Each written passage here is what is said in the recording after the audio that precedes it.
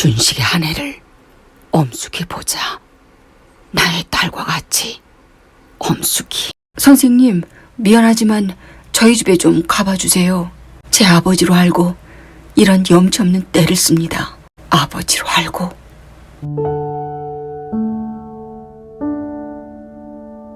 어서 오세요. 스토리텔러 호박입니다. 야단이 났습니다. 아들처럼 돌봐오던 제자, 그리고 그의 아내. 제자 아내의 살냄새가 자꾸만 떠올라 번민하는 40대 독신남이 있습니다. 딸처럼 며느리처럼 대하자고 스스로 따귀를 때려가며 정신을 차려보려 합니다. 당신이라면 어쩌시겠습니까? 1930년대 한국 전통사회의 도덕윤리가 지금보다 훨씬 엄격했던 점을 생각한다면 당시 이런 내용의 소설은 과히 파격적이지 않았을까요? 소설 끝에는 이런 작가의 말이 붙어 있습니다. 몇 해 전 어떤 곳을 여행할 때 어떤 절간에서 들은 이야기를 골자로 쓴 것이다. 그 남자 이야기 들어보시지요.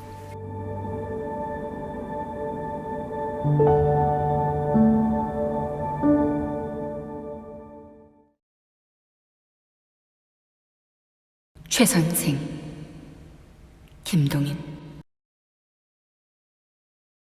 최일이가 그의 제자 이준식의 아내와 관계를 맺게 된 것은 이상한 찬스에서였다.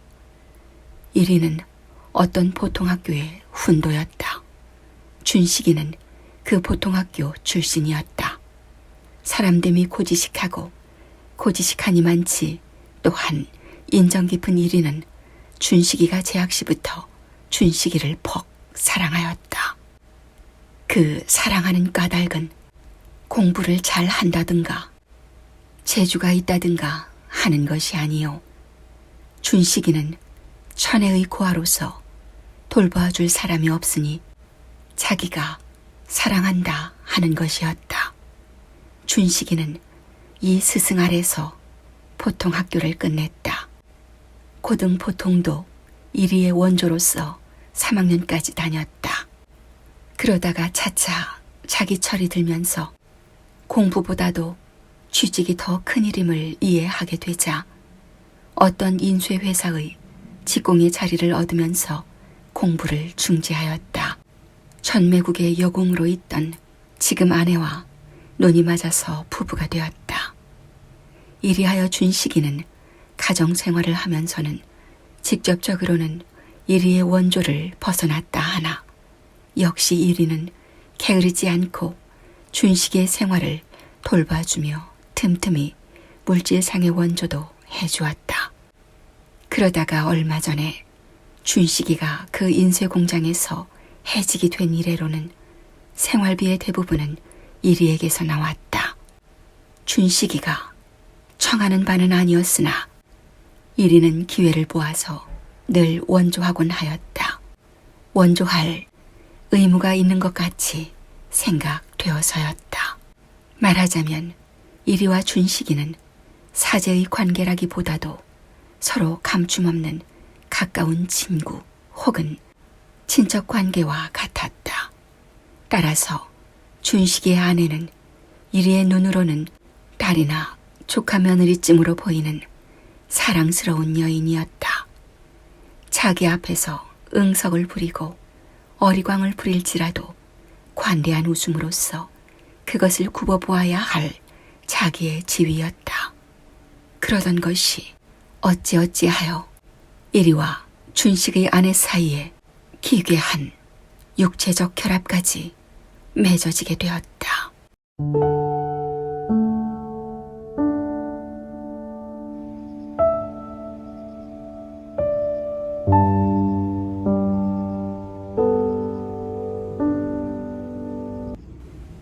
그것은 어떤 여름날이었다.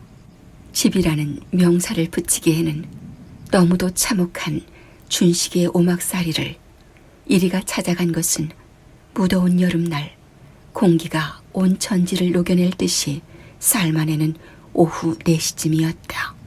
이리는 문 밖에서 한번 있나? 하고 의례상 찾아보고는 서슴지 않고 문고리를 잡아챘다. 그러나 최일이를 맞은 것은 이리가 얘기하던 바와 같이 이준식이가 아니요. 아이고 선생님 오시네 하면서 문을 맞받아 연 것은 준식이의 젊은 아내였다. 이리는 주춤하였다. 그 주춤한 이리 앞에 어두컴컴한 방 안에서 준식이 아내의 흰 얼굴이 불끈 솟아나왔다. 준식군 어디 갔어요? 네, 곧 돌아오실 텐데 잠깐 들어와 기다리시지요. 괜찮습니다. 어린애는... 준식이의 어린애가 탈이 났다 해서 그 병문안 겸 왔던 것이었다. 좀 그렁그렁해요. 네. 여인 교제에 능하지 못한 이리는 어색하여 얼음얼음하면서 평알는 어린애를 위해 사온 과자 봉지를 내주면서 이거 어린애 군것질이라도 하라고 주십시오. 준식군 오거든 내가 다녀갔다고 좀 하고 그냥 돌아서 버리려 하였다. 아이고 이런 건 왜 사오세요.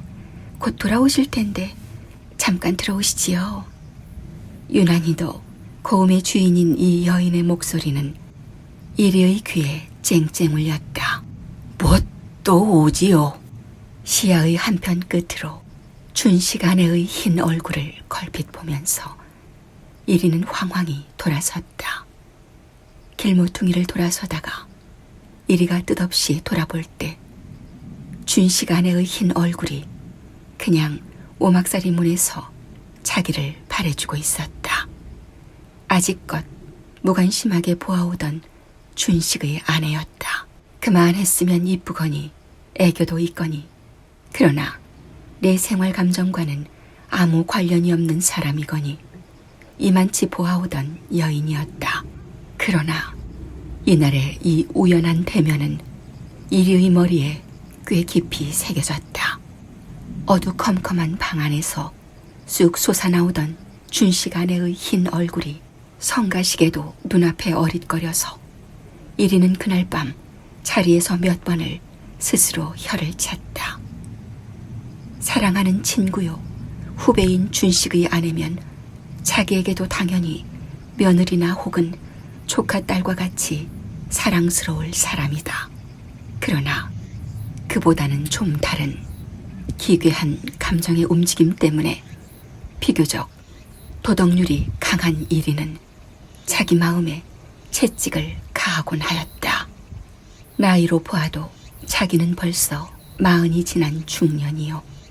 준식의 내외는 20 안팎되는 젊은이며 관계로 볼지라도 스승과 제자 사이 어느 모로 뜯어보더라도 별다른 감정을 품어서는 되지 않을 처지임에도 불구하고 그때 어두운 방 안에서 불끈 솟아나오던 젊은 여인의 얼굴의 인상만은 지우려야 지워지지를 않았다. 이 불륜의 죄라도 범한 듯한 기괴한 감정 때문에 그 뒤에 이리는 준식을 찾지 못하였다. 실직을 하고 그 위에 몸까지 약하며 그들의 어린애도 폐기레에 걸려서 신고하고 있는 줄을 뻔히 알며 부족하나마 좀 생활의 조력이라도 해주고 싶은 생각이 간절하나 기괴한 양심의 가책 때문에 이리는 준식을 찾아보지 못하였다. 지금 한 푼의 수입도 없는 준식의 살림이 얼마나 고달플지 그 점을 생각할 때는 준식을 찾아서 위로며 격려도 해주고 싶고 자기 힘 잘하는 것 생활의 조력도 해주고도 싶지만 죄 아닌 죄 때문에 이 고지식한 이리는 준식을 찾아보지 못하였다. 한 번은 언젠가 길에서 마주오는 준식을 보고 자기 편에서 즐겁을 해서 길을 비켜선 일까지 있었다. 그러면서도 준식에 대하여 미안한 생각이 더하면 더할수록 이리의 눈에는 번번이 그 어떤 여름날 어두운 방 안에서 쑥 밝은 곳으로 솟아나오던 젊은 여인의 얼굴이 어릿거렸다. 잊어버리려면 더욱 어릿거렸다. 생각 안 하려면 더욱 생각나서 그를 괴롭게 하였다. 그 여름 이리는 다시 준식을 찾지 않았다. 준식도 웬일인지 이리를 찾아오지 않았다. 준식이 자기를 찾아오지 않는지라 이리는 더욱 마음이 무거웠다. 이치록 해보자면 결코 그런 일이 있을 가닥도 없겠지만 이리에게는 준식이가 자기 마음을 꿰뚫어보고 그 때문에 찾아오지 않는 것 같지만 생각되었다. 이리하여 기괴한 자책 진념 때문에 준식이와 만날 기회를 피해오던 중에 그 여름도 다 가고 초각을 어떤 날 이리는 부득이 준식의 집에 가보지 않을 수가 없게 되었다. 백일해로 앓던 준식의 어린애가 기관지염이 병발하고 폐렴으로 되어서 죽었다는 기별이 왔으므로 인제는 어찌할 수 없이 준식의 집에 가보지 않을 수가 없었다. 그 사이 한동안을 오지 않았기 때문에 더욱이나 서먹서먹하여 찾기가 힘든 것을 찾아서 문 밖에서 두어 마디 위로를 한 뒤에 함께 방 안으로 들어갔다. 어린애는 어제 낮에 죽어서 어쩌녁으로 매장을 하였다는 것이었다. 준식의 아내는 속이 상해서인지 아랫목에 자리를 쓰고 누워있다가 이리가 들어오는 바람에 벌떡 일어났다. 벌떡 일어날 때 이불에서 난 바람이 획하니 이리의 얼굴에 끼쳤다. 바람과 함께 무슨 그다지 향기롭지 못한 냄새까지 이리의 코로 몰려들어왔다. 이리는 눈이 아찔하였다. 젊은 여인의 몸에서 나는 냄새. 참 이런 변이. 머리를 외면한 채로 몇 마디 중얼중얼 외문은 하였지만 이리는 자기로도 무슨 말을 하는지 의식하지 못하였다. 머리를 다른 데로 향하였다. 하나 이리의 마음의 눈은 연하여 아랫목으로 내려갔다. 자리에서 일어난 사람이며 혹은 그의 흰 허리든가 배가 치마 틈으로 보이지는 않나. 그것이 마음에 느껴져서 안정할 수가 없었다. 왜 그 사이에 한 번도 안 오셨어요? 이전에는 심상이 듣던 애교 있는 음성이었지만 그 고음이 이리의 신경을 쿡쿡 찔렀다. 글쎄 이럴 줄 알았더면 와보았을 걸 말이외다. 준식의 집에 한 30여 분 앉아 있었다.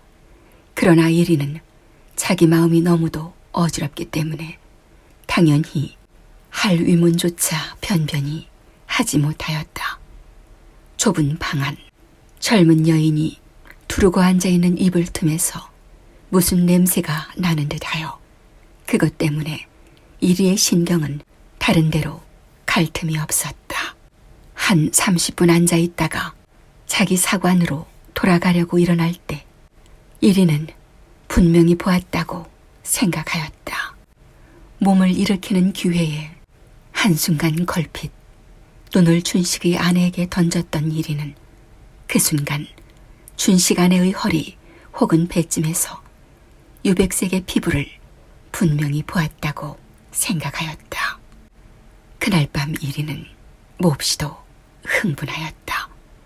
맹렬히 일어나는 성적 충동 때문에 머리까지 어지러웠다. 준식에게 대해서는 뭐라 말할 수 없이 미안하지만 이리는 그 젊은 여인의 유백색 피부를 향하여 흥분이 되고 마는 것이었다. 고지식한 최일이는 이튿날 학교에서 아이들을 가르치다가도 어쩌녁에 이를 회상하고는 스스로 혀를 차곤 하였다. 에잇! 소리까지 하여서 자기를 책망도 하였다. 교수에는 정신이 안 들고 연방 어젯밤의 기괴망측한 자기 행동만 생각되어 뚱딴지 소리를 군소리같이 하다가는 학생들을 웃기고 말았다. 아직도 독신인 죄일이라 성적 자위 행동은 없을 바가 아니었다. 거리에서 본 에로틱한 광경이며 혹은 신문기사의 간통 사건들을 회상하며 상상의 날개를 펴가면서 흥분을 더욱 돋우고 흥분이 극도에 달할 때 자위 행동을 한 일은 결코 두세 번뿐만이 아니었다.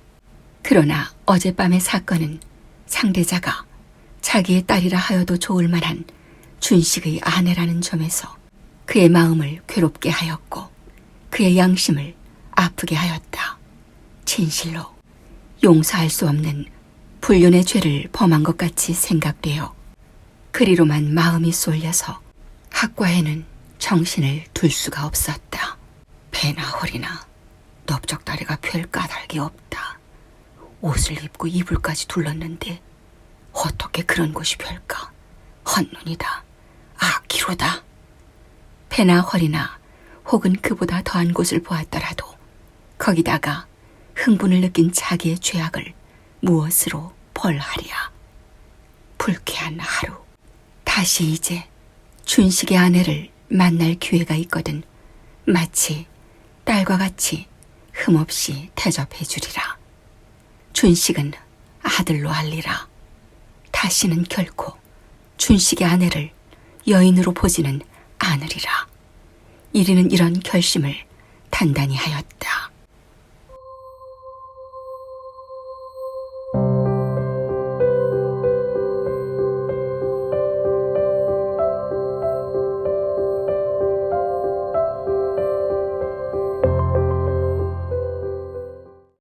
아이가 죽은 것을 기회로 준식은 틈틈이 이리를 찾았다. 가뜩이나 고단한 살림에 아이의 병까지 과하여 찾지를 못하였던 것이다.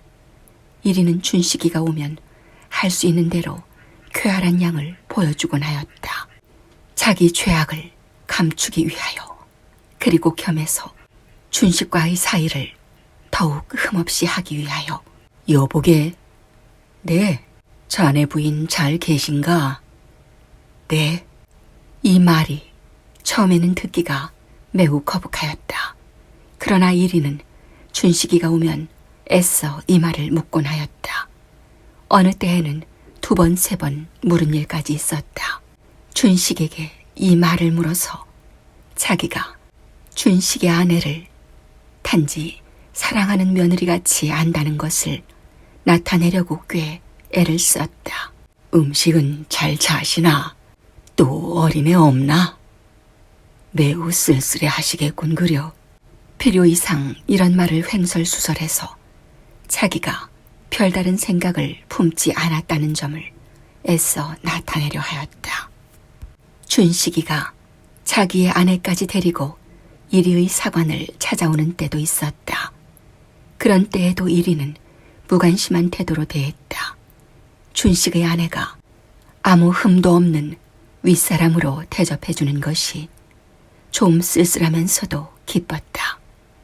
자기의 괴악한 죄악이 자기 한 사람밖에는 아는 사람이 없다고 생각할 때 적이 안심이 되었다. 준식의 아내가 올 때는 할 수 있는 대로 눈은 그 편으로 돌리지 않도록 하였다.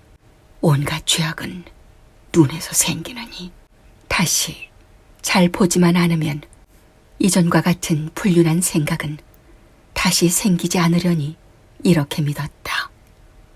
그러는 동안에 그의 가을의 준식은 다른 어떤 인쇄회사의 직공으로 취직이 되었다.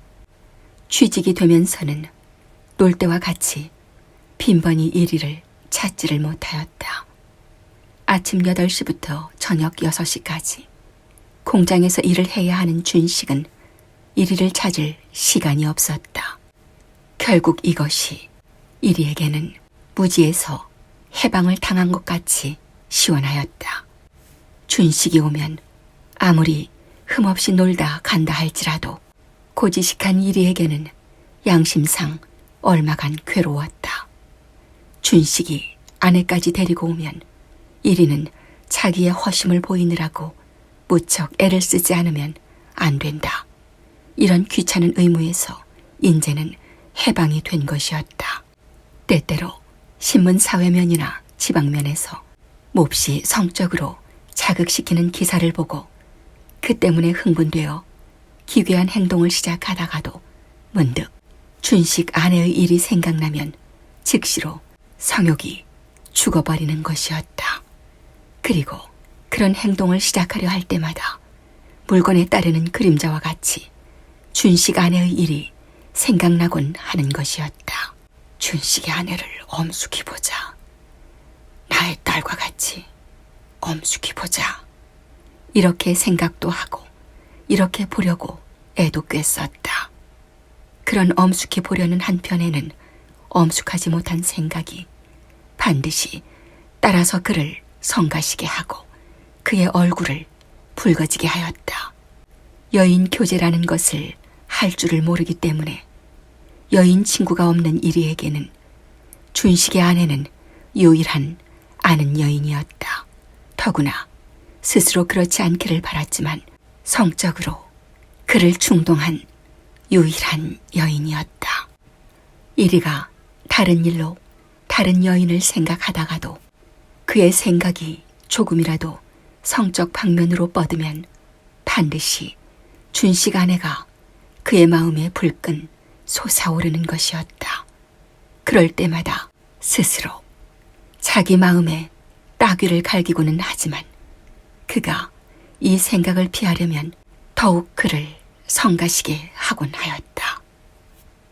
성적 방면의 생각을 온전히 끊어버리면 혹은 다시는 그런 불쾌한 생각이 아니날까 하여 그런 생각도 해보았지만 40이 넘은 건장한 이 독신자는 기회가 있을 때마다 머리에 뛰쳐나오는 이 방면의 생각은 금할 수가 없었다. 준식의 아내의 존재라 하는 것은 이리에게 있어서는 꽤 불쾌한 일이었다. 도리어 어떤 처녀, 그렇지 않으면 알지 못하는 사람의 아내에게 이런 관념을 가졌었더라면 그는 아무 양심상 가책이 없이 자유로이 온갖 공상을 다 날렸겠거늘. 그의 가을도 가고 어느덧 겨울이 이르렀다.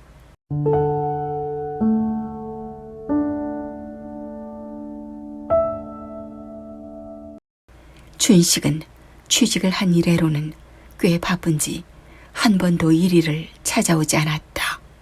이리는 자기의 기괴한 비밀상 그의 집을 찾지를 않았다. 그런데 양력 연말이 다 된 어떤 날 이른 아침에 준식이 허덕허덕 이리를 찾아왔다. 겨울방학 때라 좀 편안히 지내느라고 아직도 펀히 자리에 누워있노라는데 준식이 허덕거리며 밖에서 문을 열었다. 그리고 자기는 들어오지도 않고 그냥 밖에 선 채로 선생님 주무세요? 시근거리며 이리를 찾았다. 이리는 몸을 이불로 얼싸매며 반만큼 일어났다. 준식인가? 선생님 미안하지만 저희 집에 좀 가봐주세요. 왜 그러는가? 좌우간 들어오게나. 아니 공장에 가는 길이야요. 한데 그 사람이 감기로 좀 지금 중해요. 열이 39도에서 40도로 내왕하도록 중해요. 그런데 출근은 해야겠고 누구 집에도 한 사람 도와주는 이가 있어야겠고 참 탈났습니다. 그래서 집일은 선생님께 좀 부탁을 하려고 그럽니다. 좀 가봐주세요. 이 순간 이리의 머리는 천갈래 만갈래로 흩어졌다. 불현듯 가고 싶은 생각도 났다. 가기가 겁도 났다. 가기 싫기도 하였다. 병실의 광경, 간호하는 광경, 거절할 생각, 천가지 만가지 생각이 일어나서 그는 입을 멍하니 벌리고 눈만 껌뻑껌뻑 하고 있었다. 준식의 말을 듣건대 아내는 혼자 있기를 매우 겁을 내며 최일 선생님이라도 좀 폐를 끼치도록 해달라고 당부를 하므로 선생님을 청하러 이리로 왔다는 것이었다. 양력 섣달 금음께라 인쇄 소는 일이 여간 많지 않아서 임시로도 직공을 채용하는데 원직공인 차기가 게으름을 피우면 이 뒤의 성적 문제에 관계되므로 차기는 집에 머무를 수가 없다는 것이었다. 선생님 믿습니다. 제 아버지로 알고 이런 염치 없는 때를 씁니다. 믿고 저는 갑니다. 이리가 대답도 하기 전에 준식은 이렇게 말하고 차기에 소속된 인쇄공장으로 달려갔다. 아버지로 알고. 그러면 자기는 준식을 자식으로 알고 그의 아내를 며느리로 알고 가서 보아주어야겠다. 뒤를 이어 일어나는 모든 과거의 불쾌한 기억이며 장래 일에 대한 경멸할 만한 순간적 공상을 모두 물리치며 이리는 자기의 커다란 의협심의 발로를 보이고자 자리에서 용감히 일어났다.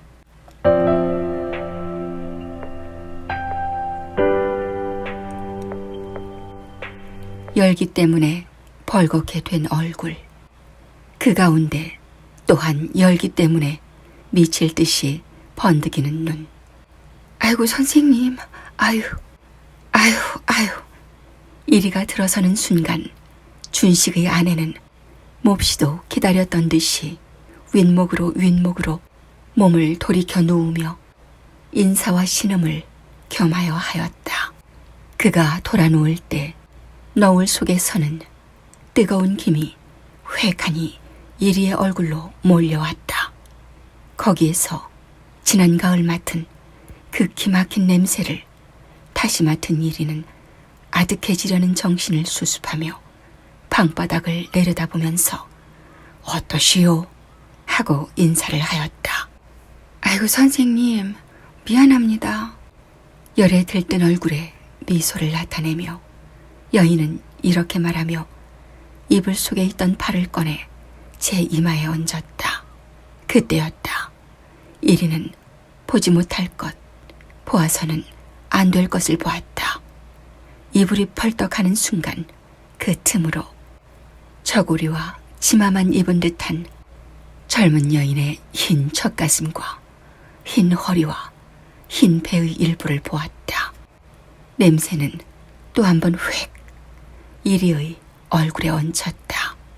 모든 일이 이리에게 있어서는 너무도 고약하고 기막힌 희롱이었다. 무슨 말을 하려 하였지만 목소리가 떨려서 나오지를 않았다. 성욕의 흥분이 놀랍게도 일어나서 그를 괴롭게 하였다. 하반신에서는 육체상의 아픔까지 느꼈다.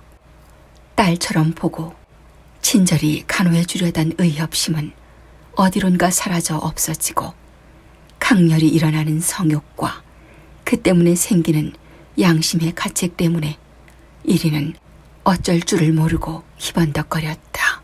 큰일이로다. 어쩌나. 이런 생각만 연하여 일어났다. 엉거주춤하고 앉아서 눈은 할 수 있는 대로 뒤로 치뜨고 머리를 좀 안돈시키려고 애를 썼다. 선생님. 아니, 네. 미안합니다. 좋습니다. 이 열 좀 보세요. 눈은 감은 채 미소 비슷한 기색을 얼굴에 나타내고 하는 말이었다. 네, 열이 방 안까지 화끈화끈 다는걸요. 제 이마를 좀 짚어보세요. 네? 여기를. 짚어볼 자리까지 지적하였다. 채무 없는 일을 잘하는 준식 아내의 이 채무 없는 청구에 이리는 혼돈된 머리로 잠깐 생각한 뒤에 드디어 용기를 냈다. 마음에 타오르는 성욕의 불길을 감추고 하다못해 표면으로라도 딸로 여기고 친절히 간호를 해주어야 할 것이다. 적어도 그렇게 보이기라도 하여야 할 것이다. 이리는 앉은 걸음으로 한 걸음 나아갔다. 자, 여기요. 가리키는 이마에 손을 갖다 대어 보았다. 한순간 대어보고는 곧 때려던 노릇이었다. 그러나 이리의 손이 이마에 닿자 여인은 제 두 손으로 이리의 손을 덮어 눌러버렸다. 여인의 양손에 손을 잡힌 채 이리는 허리를 구부리고 움직 않고 가만히 있었다. 손을 뽑으려 하지 않았다. 공포와 전율과 쾌감에 어려서 차차 그의 몸까지 떨리기 시작하였다. 허리를 구부렸기 때문에 이불 가까이로 간 이리의 코로는 여인의 기괴한 냄새가 몰려들어왔다. 만약 20분만 이대로 있으면 이리는 과도한 성적 흥분 때문에 반드시 기절을 했을 것이다. 11시쯤 오전 말씀이야요. 11시쯤 되면 열기가 올라와요. 어제는 정신까지 잃었는데 오늘은 어쩔려 하는지. 이 말을 기회 삼아 여인은 이리의 손을 놓아주었다. 정신까지 잃으세요. 필요 이상의 과장된 표정으로 이런 감탄사를 던진 뒤에 이리는 여인이 놓은 제 손을 아까운 듯이 끌어올렸다.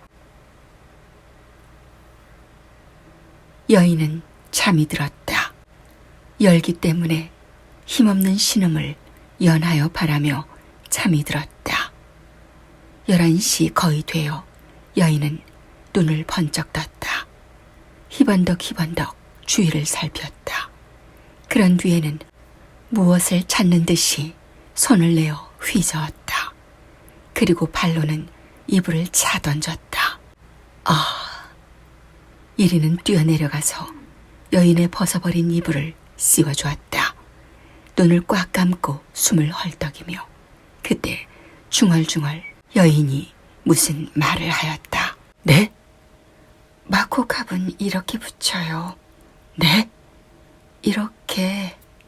여인은 이리의 손을 꽉 잡았다. 그리고 능란한 솜씨로 마코캅을 붙이는 신용을 하였다. 헛소리를 하는 것이었다. 열기가 놀랍게 오른 것이 분명하였다. 정신 차리시오, 정신을.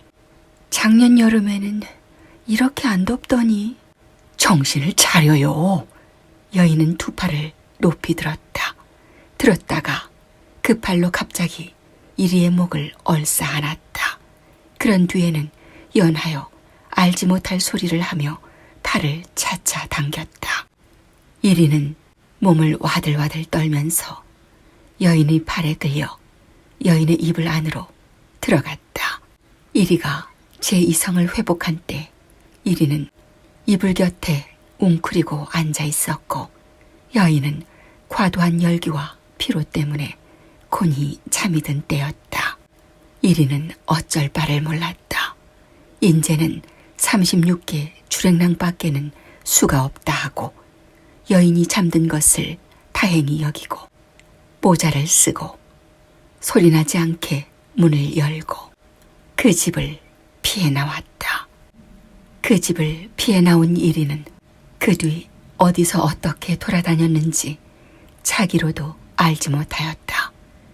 어디를 돌아다녔는지는 모르지만 잠시도 머물지 않고 돌아다닌 것은 스스로도 안다.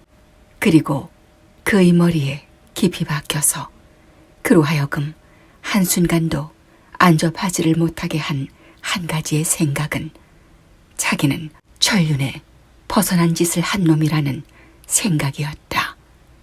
하늘이나 땅에 용납될 곳이 없는 자기는 무서운 죄인이라는 생각이 그의 온 몸과 온 마음과 온 신경을 누르고 위협하였다.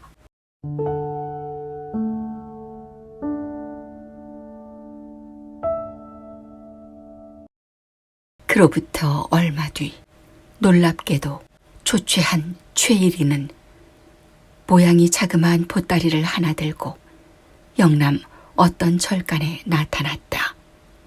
그 기괴한 사건이 있은 뒤 한때는 자살을 해보려고도 하고 한때는 경찰에 자수를 해보려고도 하다가 두 가지 다 못하고 드디어 죄 지은 몸에 피신 철을 철간에 구하러 온 것이었다.